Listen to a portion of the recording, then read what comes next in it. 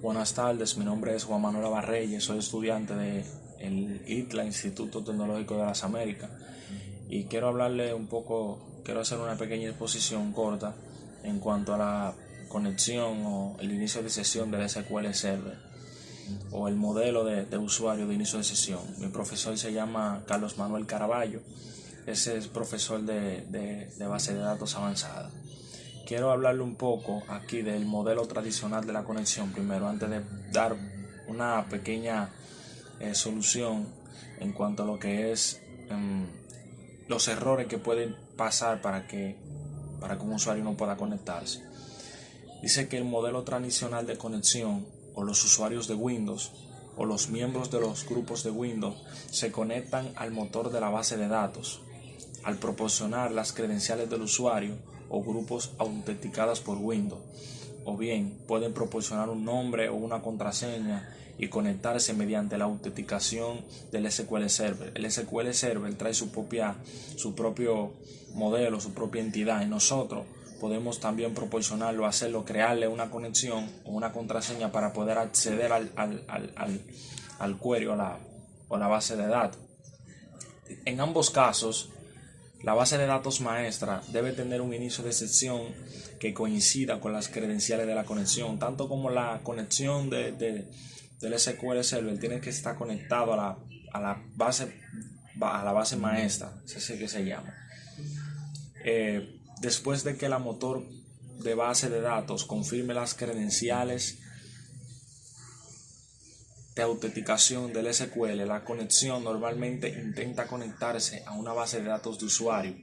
Para conectarse a una base de datos de usuario, el inicio de sesión debe poder asignar, es decir, asociar. Por eso es que hablo de la conexión que existe entre estos dos inicios de sesión. Tiene que haber una conexión. Este puede ser uno de los ejemplos por lo cual el query, o que quiere decir la base de datos, no puede acceder, y es que el usuario personal y el micro o el Windows no tengan la misma conexión.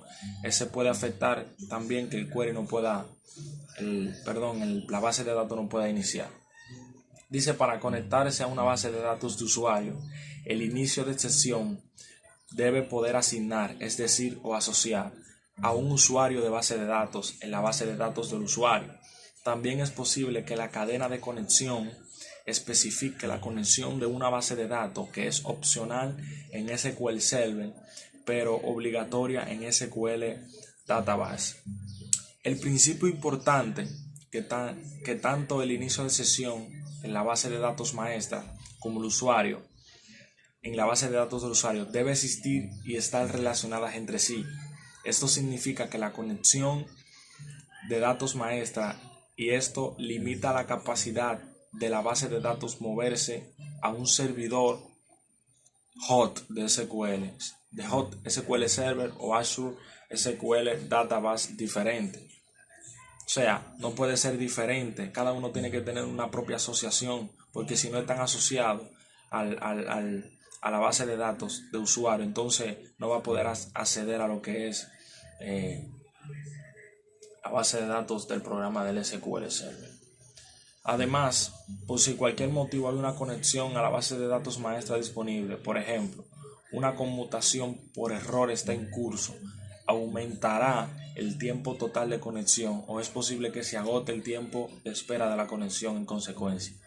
Esto puede reducir la escalabilidad de conexión, tanto como la conexión, como también colocar lo que es una contraseña, aunque no esté asociada a la base de datos de usuario o a la base de datos maestra. Esto puede producir que el programa del SQL no pueda ejercerse. Cuando usted abre el SQL, automáticamente le aparece un cuadro. Este cuadro representa donde está la conexión, la autenticación, el ID de conectarse y toda esa cosa.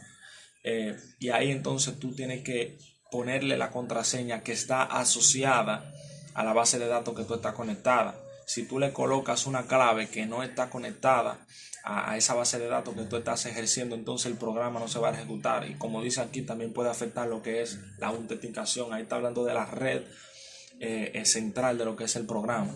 si lo ejecutas, el programa, y le das a conectar con una contraseña que no está asociada a la base de datos, entonces el programa no va a tener una ejecución real. Esta es una de las razones por la cual no se pueden conectar a una base de datos real. Está aquí mi exposición, Juan Manuel Abarrey,